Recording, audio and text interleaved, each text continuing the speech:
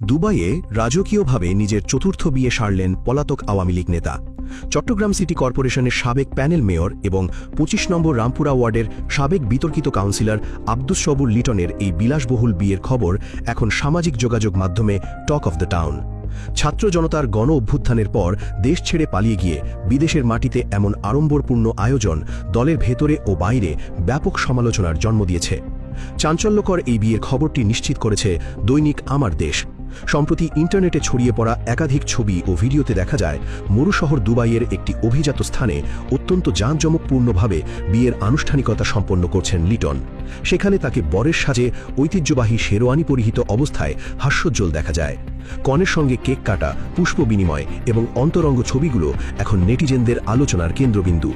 তবে এই জমকালো আয়োজন দেশের মাটিতে পালিয়ে বেড়ানো আওয়ামী লীগ ও এর অঙ্গ সংগঠনের সাধারণ নেতাকর্মীদের মধ্যে তীব্র ক্ষোভ ও হতাশার সৃষ্টি করেছে। দলের তৃণমূলের অনেক কর্মী সামাজিক মাধ্যমে তাদের অসন্তোষ প্রকাশ করে বলছেন যে যখন দেশের হাজার হাজার যুবলীগ ও ছাত্রলীগ কর্মী মামলা ও গ্রেফতারের ভয়ে আত্মগোপনে মানবেতর জীবন কাটাচ্ছেন, তখন হালিশহর থানা আওয়ামী লীগের সভাপতি লিটন প্রবাসে চতুর্থবারের মতো বিয়ের পিঁড়িতে বসে আয়েশি জীবনযাপন করছেন। এটি